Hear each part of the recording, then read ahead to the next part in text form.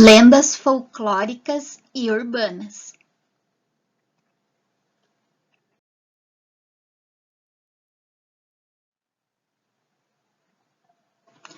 Lenda é uma narrativa transmitida oralmente pelas pessoas, visando explicar acontecimentos misteriosos ou sobrenaturais, misturando fatos reais com imaginários ou fantasiosos, e que vão se modificando através do imaginário popular. Conforme vão se popularizando, as lendas tendem a ser reproduzidas e registradas em forma de contos e histórias escritas, principalmente em livros.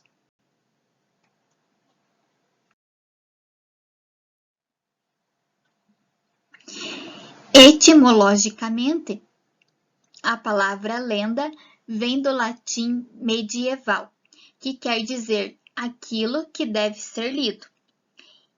Inicialmente, as lendas contavam histórias de santos, mas estes conceitos foram se transformando em histórias que falam da cultura de um povo e de suas tradições.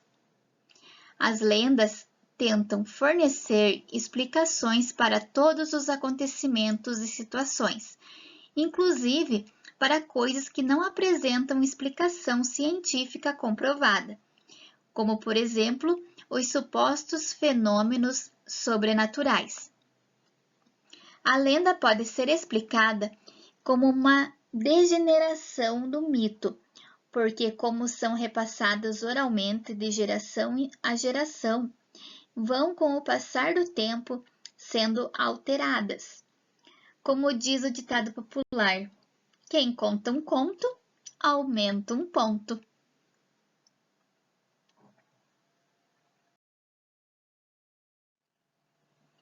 A origem das lendas é baseada em 4 teorias que tenta dar uma resposta.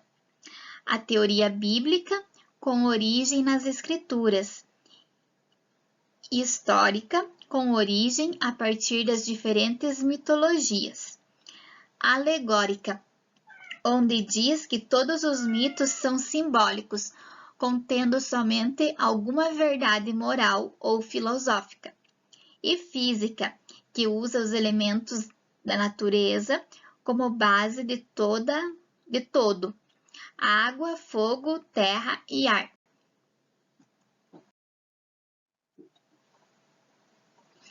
O Brasil é um país riquíssimo de cultura popular, e uma das características que ajuda a reconhecer este título é justamente a grande quantidade de lendas folclóricas.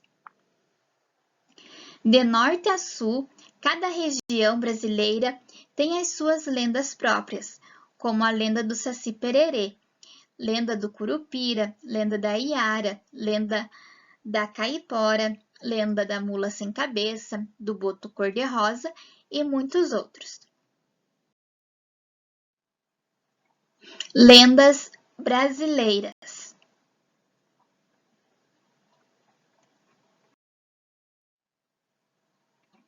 As lendas no Brasil são inúmeras, influenciadas diretamente pela miscigenação na origem do povo brasileiro. Devemos levar em conta que uma lenda não significa uma mentira, nem tampouco uma verdade absoluta. O que devemos considerar é que uma história, para ser criada, defendida e, o mais importante, ter sobrevivido na memória das pessoas, ela deve ter, no mínimo, uma parcela de fatos verídicos.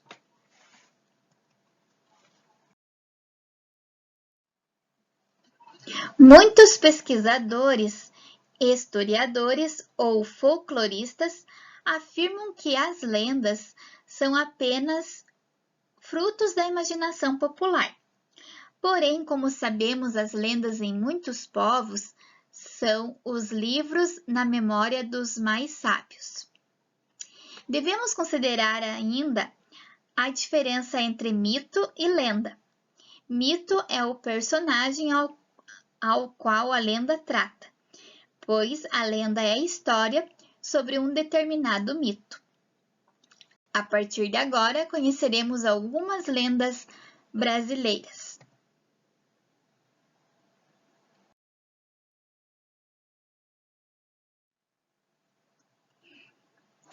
Na região norte, tem a lenda do açaí, bicho-papão, boitatá, boto, caipora, capelobo, cobra grande, cobra honorato, curupira, diabinho da garrafa.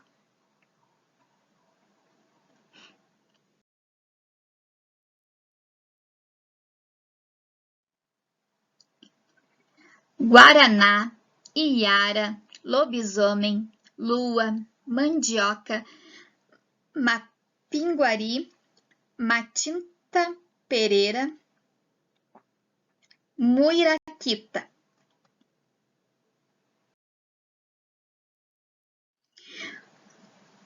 Mula sem cabeça, onça maneta, peixe-boi, piracuru, saci-pererê, sol, Vitória Régia.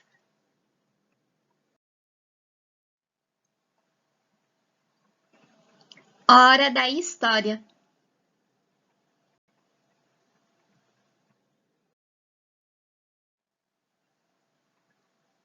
Vamos ver a lenda do açaí. Eu coloquei 2 lendas de cada região. Algumas lendas se repetem ao longo do país, como o Saci-Pererê, Mula Sem Cabeça, é do norte ao sul do país. Então, vamos lá. A lenda do açaí é uma lenda indígena que tem origem na região norte do Brasil.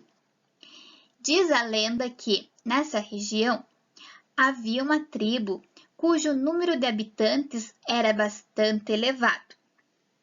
Por esse motivo, cada dia estava se tornando mais difícil conseguir uma quantidade de mantimentos suficiente para alimentar a todos.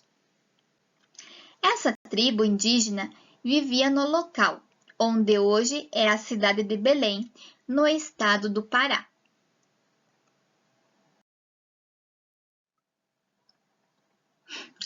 Itaqui, então cacique da tribo, se viu obrigado a tomar uma decisão um tanto radical e que deixou todos preocupados e chocados. Como forma de controlar o número de habitantes, o cacique decidiu que todas as crianças que nascessem a partir de determinada data deveriam ser sacrificadas. Para ele, essa seria uma maneira de conter o aumento populacional da sua tribo.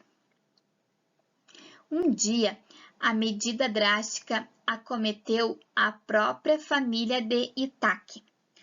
Sua filha Iaçã deu à luz uma criança que logo teve de ser sacrificada para fazer valer as decisões do próprio avô.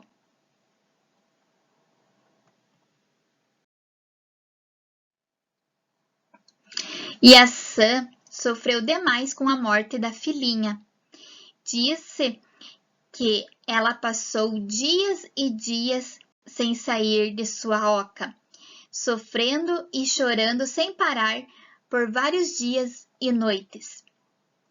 Assim, Iaçã elevou seus pensamentos a Tupã, divindade indígena, e pediu a ele que fizesse com que seu pai encontrasse outra maneira de resolver a questão da provisão de alimentos, sem que fosse necessário o sacrifício das crianças.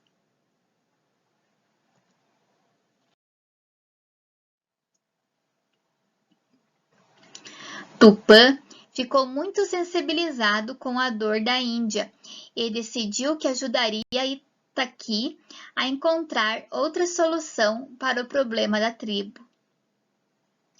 Foi então que, certo dia, Iaçã ouviu um choro de criança vindo de fora de sua oca. Ao sair, para sua surpresa e felicidade, avistou sua filhinha ao lado de uma palmeira. Yaçã correu em sua direção e abraçou a menina que, misteriosamente, desapareceu nos braços da mãe.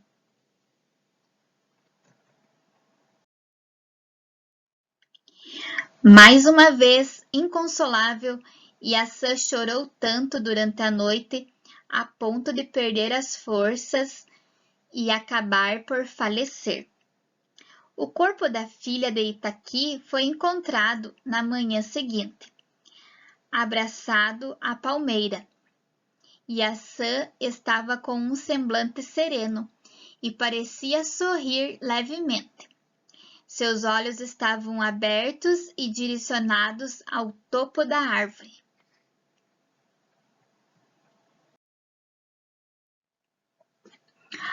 Ao observar a palmeira, Itaqui percebeu que no local para onde os olhos de Yaçã estavam direcionados abundava um pequeno fruto escuro. Tratava-se do açaí. O cacique mandou então que todos os frutos fossem colhidos. Com esses frutos foi feito um suco de aspecto avermelhado e bastante espesso, que alimentou a população da tribo e findou a escassez de alimentos.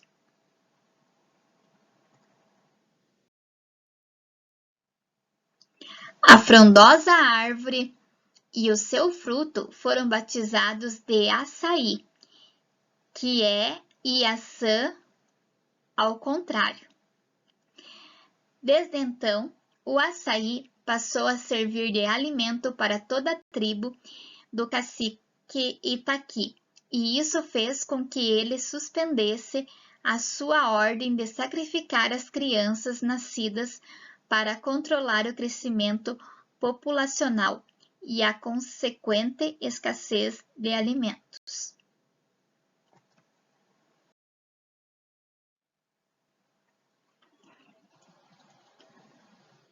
Matinta Pereira.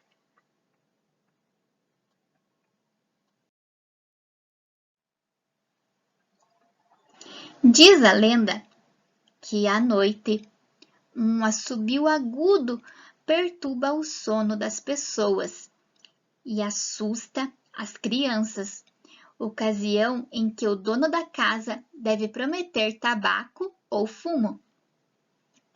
Ao ouvir durante a noite, nas imediações da casa, um estridente assobio, o morador diz: Matinta, pode passar amanhã aqui para pegar seu tabaco.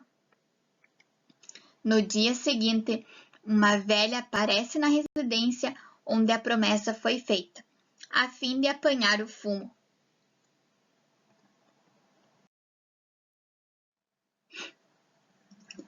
A velha é uma pessoa do lugar que carregaria a maldição de virar Matinta Pereira, ou seja, à noite transformar-se neste ser indescritível que assombra as pessoas. A Matinta Pereira pode ser de dois tipos, com asa e sem asa.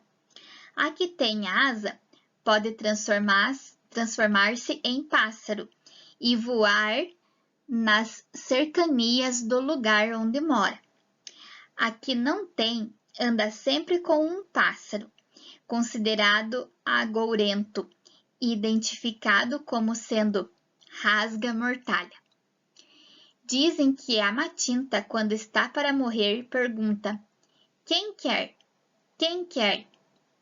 Se alguém responder eu quero, pensando em se tratar de alguma herança de dinheiro ou joias, recebe, na verdade, a sina de virar Matinta Pereira.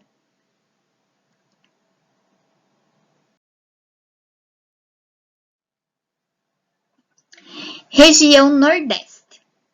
Vamos ver as lendas da região.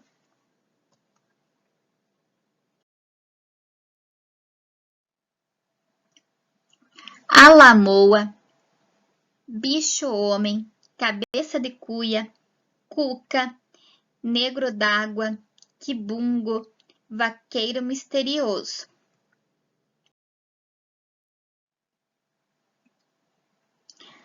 A lamoa.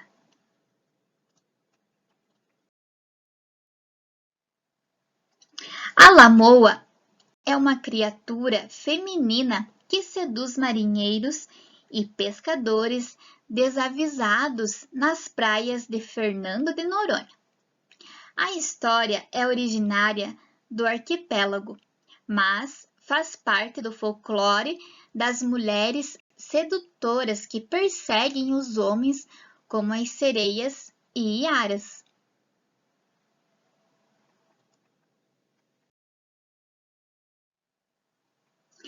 Diz a lenda que a lamoa é uma linda mulher, branca, de cabelos loiros e alta que mora no Pico, localizada no morro do mesmo nome. Em noites escuras, ela sai completamente nua para seduzir os homens que cruzam no seu caminho. Ao vê-la, os passantes não conseguem resistir aos seus encantamentos e a seguem enfeitiçados à sua morada. Quando vencem os 323 metros de altura do pico, a lamoa se transforma numa caveira e aprisiona o infeliz que a acompanhou. Outras versões comentam que ela os joga do penhasco do pico. O único modo de quebrar a magia de Alamoa é a luz dos raios, pois ela os teme e tem que fugir de volta para sua escura caverna. Há versões que dizem que a Alamoa só deixa sua casa às sextas-feiras, sob pretexto que ela precisa de ajuda para encontrar um tesouro. A Alamoa convida os homens para entrar. Uma vez ali dentro, dá-se a transmutação e o imprudente nunca mais é visto.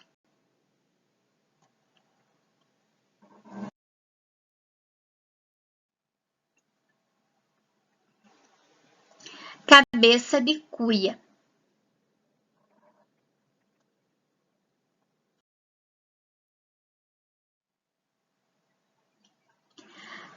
A lenda do Cabeça de Cuia trata-se da história de Crispim, um jovem garoto que morava nas margens do rio Parnaíba e de família muito pobre.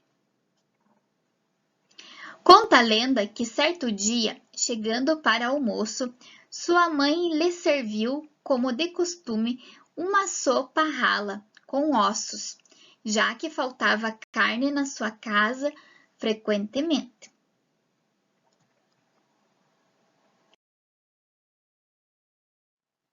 Nesse dia, ele se revoltou e, no meio da discussão com sua mãe, atirou o osso contra ela, atingindo-a na cabeça e matando-a. Antes de morrer, sua mãe lhe amaldiçoou a ficar vagando no rio e com a cabeça enorme no formato de uma cuia, que vagaria dia e noite, e só se libertaria da maldição após devorar 7 virgens, de nome Maria. Com a maldição, Crispim enlouquecera, numa mistura de medo e ódio, e correu ao rio Parnaíba, onde se afogou.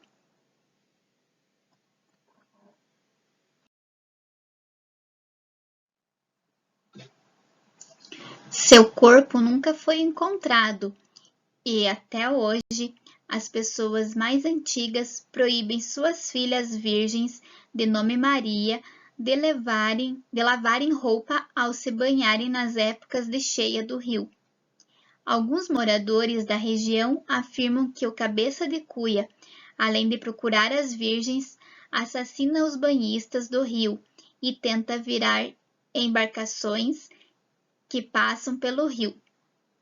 Outros também asseguram que Crespim ou o Cabeça de Cuia procura as mulheres por achar que elas, na verdade, são sua mãe, que veio ao rio Parnaíba para lhe perdoar. Mas, ao se aproximar e se deparar com outra mulher, ele se irrita novamente e acaba por matar as mulheres. O cabeça de cuia até hoje não conseguiu devorar nenhuma virgem de nome Maria.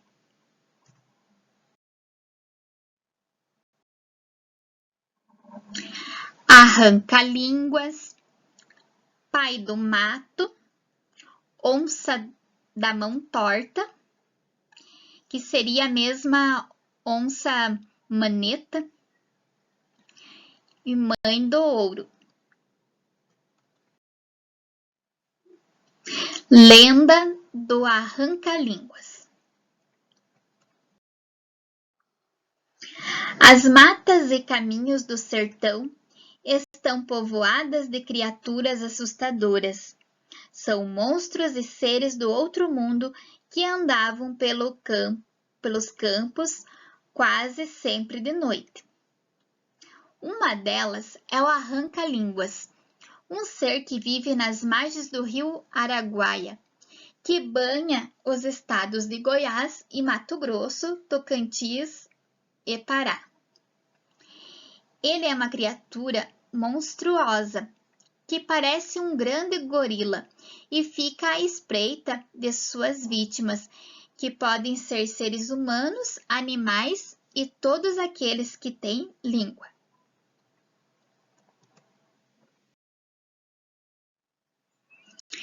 Para atrair suas vítimas, ele usa um recurso bastante original. Dizem que ele se disfarça de árvore frondosa ou de tronco caído para que as pessoas possam se encostar e descansar. Justamente quando o viajante cansado está repousando, tranquilo na beira do rio, ele o ataca, o mata e arranca sua língua.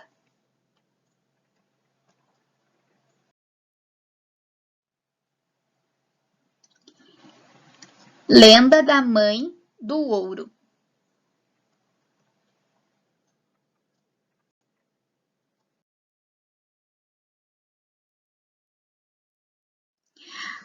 A mãe do ouro é um ser mítico que vive nas regiões das minas de ouro no coração do sertão brasileiro.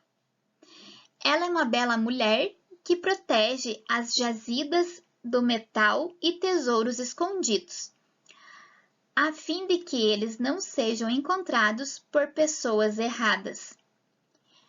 Também guarda as esposas maltratadas pelos seus maridos e qualquer um que sofra injustiça.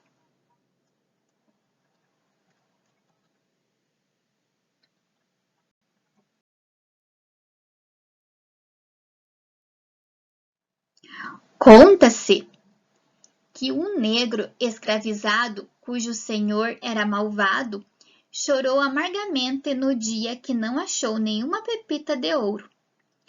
A mãe do ouro se compadeceu dele e acabou indicando um local onde ele poderia extrair uma grande quantidade do metal.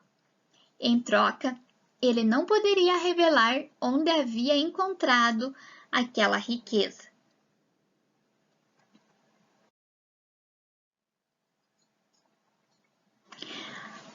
Ao levar o ouro para o senhor, este ficou encantado e imediatamente exigiu que o escravo contasse onde estava todo aquele metal. Como ele recusasse, o senhor mandou açoitá-lo e, diante do castigo, o negro revelou onde estava a mina de ouro. Ao chegar ali, os escravos se puseram a cavar o chão. No entanto, ouviu-se um grande estrondo que parecia um terremoto. Um deslizamento de terra matou a todos que estavam ali, inclusive o senhor malvado.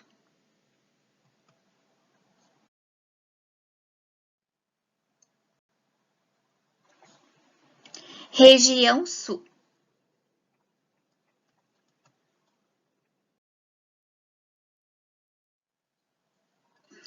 As lendas da região Sul são Gralha Azul, João de Barro, Mão de Cabelo, Negrinho do Pastoreiro, Pé de Garrafa, Procissão das Almas. Lenda do Pé de Garrafa.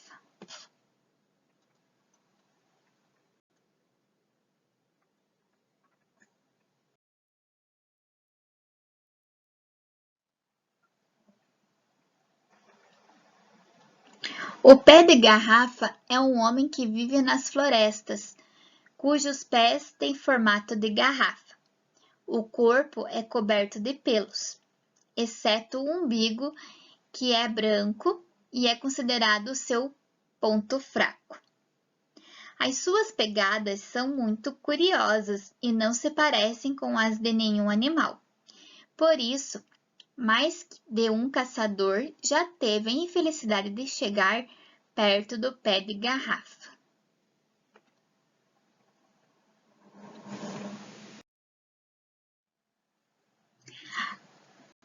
A criatura anda pelas matas emitindo um grito agudo e atraindo os caçadores para seus domínios.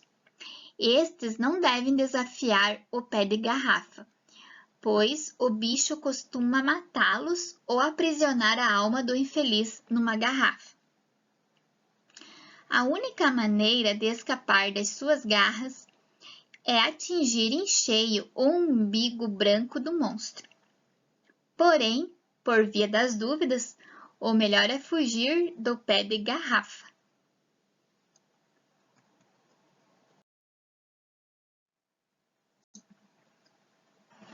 Gralha Azul.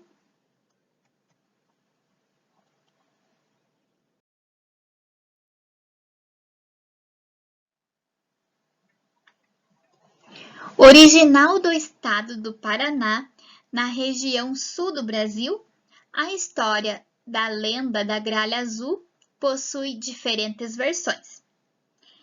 Segundo uma das versões mais difundidas da lenda, a Gralha Azul era uma ave totalmente preta, assim como a maior parte dos corvídeos.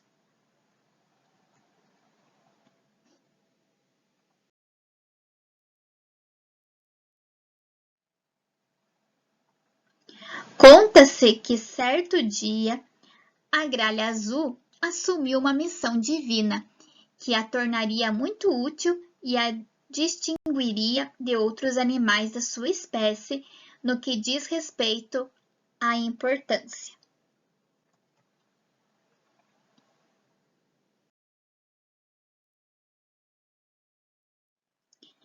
Deus havia feito um pedido de ajuda a todas as aves, pois precisava que as sementes de araucária fossem espalhadas de modo a darem origem a novos pinheiros. A maioria das aves do local ignorou o pedido de Deus. A Gralha Azul foi a única a se mostrar disponível para a tarefa. Assim, Deus deu a ela um pinhão.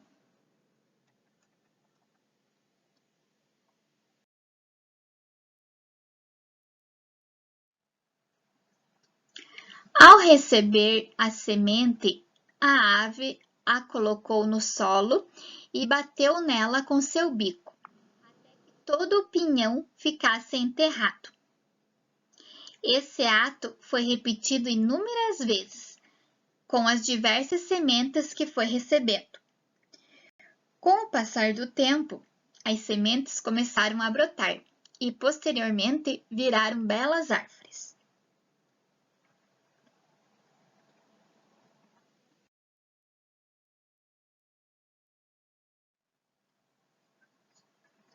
Assim, uma grande extensão do território foi sendo coberta por vegetação, dando origem a uma enorme floresta de araucária.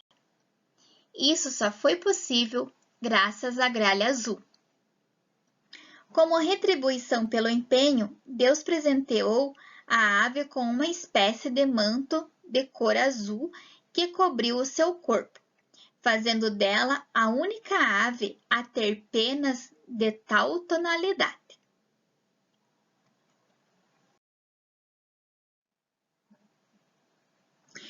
Uma segunda versão da lenda conta que, uma vez, a gralha azul estava dormindo e foi repentinamente acordada pelo barulho de um machado. Tratava-se de um lenhador que tentava derrubar o pinheiro no qual ela estava.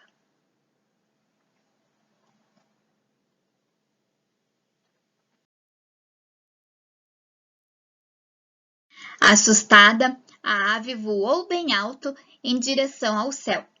Lá, ouviu uma voz que pedia a ela que voltasse para a árvore e ajudasse a proteger a floresta, plantando cada vez mais pinheiros. A gralha azul atendeu prontamente o pedido. Como forma de agradecimento e recompensa pela ajuda, a ave foi contemplada com penas azuis como o céu.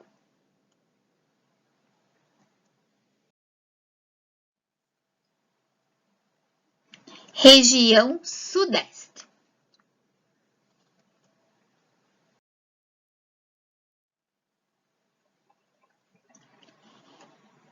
E as lendas da região Sudeste são Porca dos Sete Leitões, Cavalo Invisível, Chico Rei, Missa dos Mortos, Chibamba, Dona Beija.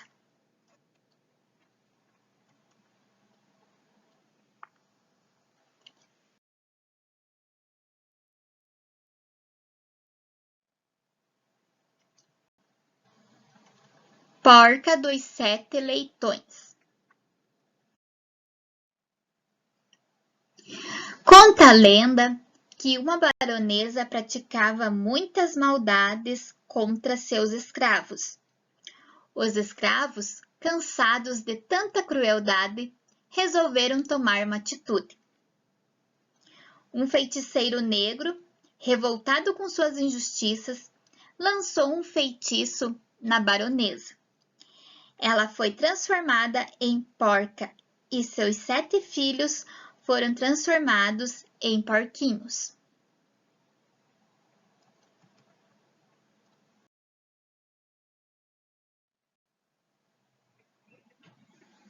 Segundo dizem, a sina deles é andar fuçando com o focinho no chão à procura de um anel enterrado.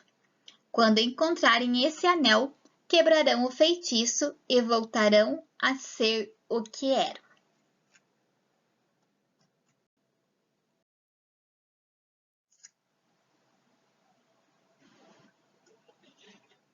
Agora vamos conhecer um pouco sobre lenda urbana.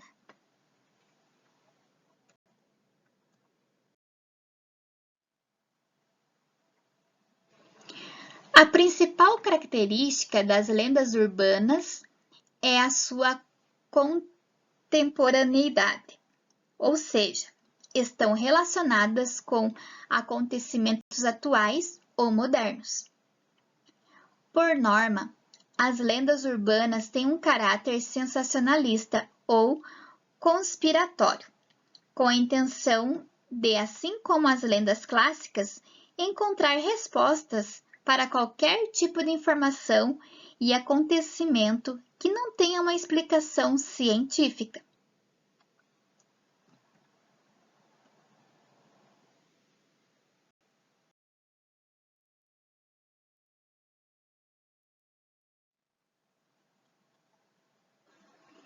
Entre algumas das lendas urbanas que chamaram mais atenção no Brasil, destaca-se a lenda do chupa-cabra, da loira do banheiro, do homem do saco e a lenda do boneco do fofão, por exemplo. Frequentemente, as lendas urbanas são criadas com o objetivo de assustar e causar medo nas pessoas.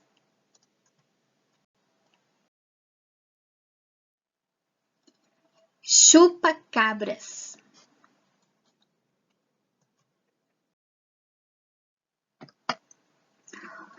O chupa-cabras em castelhano, geralmente chupa-cabra em inglês, é um suposto animal que atacaria gado de pequeno e médio porte em várias regiões das Américas, mas principalmente nos países hispânicos do Caribe, sugando-lhes o sangue. O nome foi-lhe dado em Porto Rico em 1995, mas a origem da lenda está relacionada a mutilações de gado que começaram a se tornar assunto de especulações sensacionalistas nos Estados Unidos em 1967.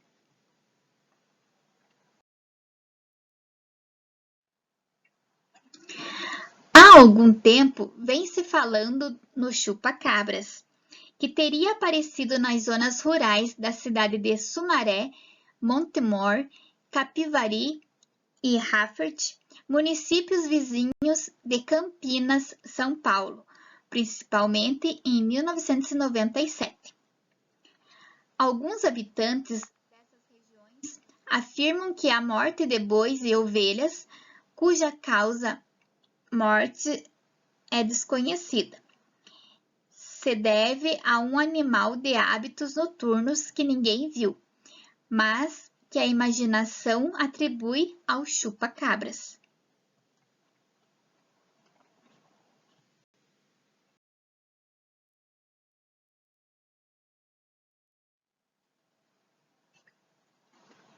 As marcas deixadas por eles não podem ser confundidas com a de nenhum predador conhecido, e a maneira como o ataque é realizado também não tem referência na zoologia e na biologia. Praticamente todo o sangue do animal morto é drenado e as feridas são inconfundíveis, como se tivessem sido feitas por garras longas e afiadas, semelhantes a navalhas. Em alguns casos, são retirados com precisão cirúrgica órgãos e glândulas nobres. Nestes casos, suspeita-se de ação humana.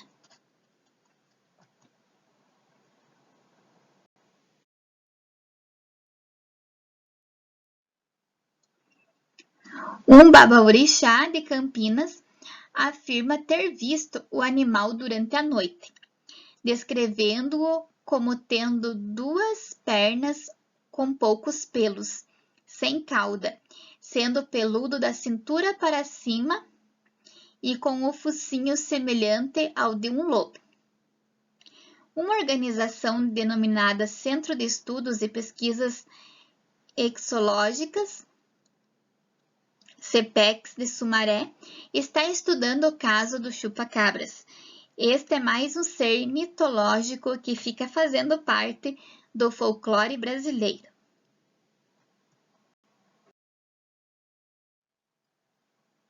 Boneco do fofão satânico.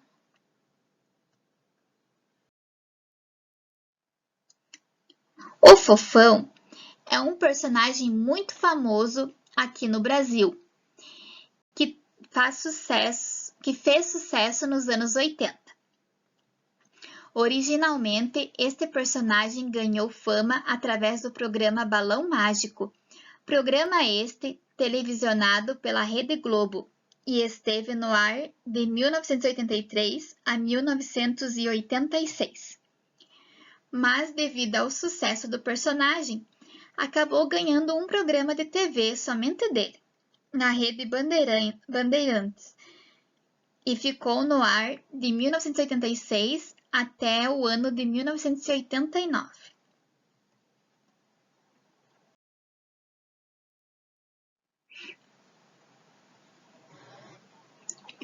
Boneco do Fofão, um clássico. Diziam por aí que o simpático boneco tinha sido obra de um trabalho de magia negra e quem abrisse sua barriga encontraria uma faca negra.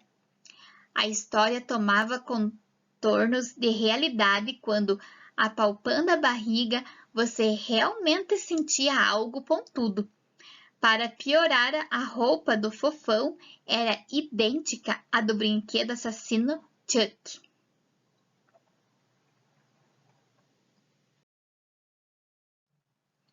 A verdade. Imagino quantos bonecos do fofão foram estripados para que se confirmasse a lenda ou não. No meu caso, abrimos uma vez um deles e, para nossa surpresa, realmente existia a tal faca. Era, na verdade, a coluna vertebral do boneco que o mantinha firme quando sentado. Mas, raios, realmente parecia uma faca. A lenda foi desmascarada.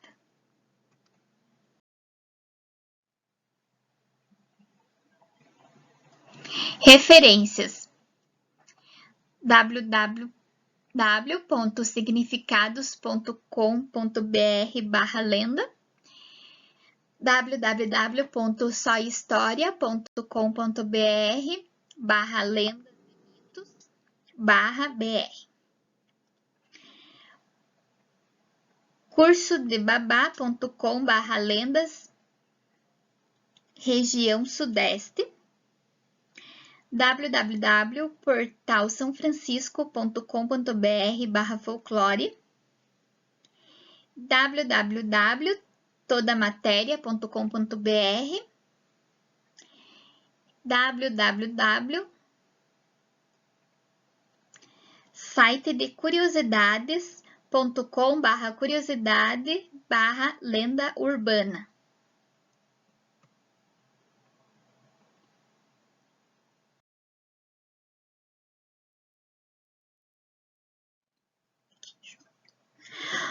Obrigada pela atenção de vocês.